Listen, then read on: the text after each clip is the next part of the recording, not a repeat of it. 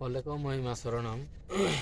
ମୁଁ ଆଜି ଧନ୍ୟ ମନେ କରୁଛି ବାବା ମହୋଦୟମାନଙ୍କ ସାଙ୍ଗରେ ଚାଲିକି କୋରାପୁଟ ଓ ନବରଙ୍ଗପୁରରୁ ଚାଲି ଚାଲି ବୌଦ୍ଧ ଜିଲ୍ଲା ମହାନଦୀ ବ୍ରିଜ ସେକାନୀ ଖିଆକଟା ପଞ୍ଚାୟତ ବାଙ୍କପାଳ ଗ୍ରାମ ସିଦ୍ଧେଶ୍ୱର ବାବାଙ୍କ ଭୋଳାନାଥଙ୍କ ମନ୍ଦିର ସନ୍ଥ କବି ବିଭୁ ବହି ଯାହା କହିଛନ୍ତି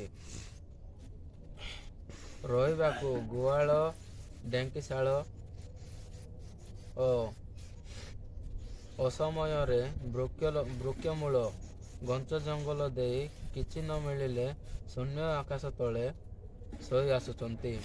ପୁଣି ଭୀମ ବହି କହିଛନ୍ତି ସୁଖଭୋଗ ତ୍ୟାଗ କରି ଆକାଶ ତଳେ ନିଭରି ମୁଁ କୋଟପଲଙ୍କେ ଶୋଇ ମଧ୍ୟ ଶାନ୍ତି ନାହିଁ। କିନ୍ତୁ ବାବାମାନେ ବୃକ୍ଷ ତଳେ ଖାଲି ଭୂମିରେ ନଡ଼ା ବିଞ୍ଚାଇ ଶୋଇ ଆସୁଛନ୍ତି। ପୁଣି ପ୍ରବଳ ଶୀତରେ ତ୍ୟାଗୀ ଦାସ ଭକ୍ତ ଭାଇମାନଙ୍କୁ ଚାଲି ଚାଲି ଆସୁଛନ୍ତି। ମୋର ନାମ ଶିବ ପୂଜାରୀ। ମୋର ଜନ୍ମସ୍ଥାନ ନକୁଳଗୁଡ଼ା, ବ୍ଲକ ବରିଗୁମା, ଜିଲ୍ଲା କୋରାପୁଟ, ସବ୍ ଡିଭିଜନ ଜୟପୁର। ଓ ଅନାଦି ବାବା ତାପରେ ଆମ ଇନ୍ଦ୍ରମଣି ବାବାଙ୍କ ସହିତ ଚାଲି ଚାଲି ଆସୁଛି। ସେତିକି ମୁଁ ଧନ୍ୟ ମନେ କରୁଛି।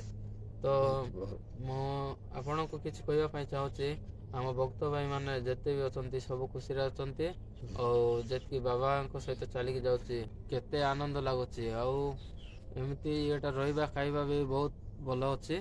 ତ ଏତିକି କହୁଛି, ମହିମା ଲାଗେ।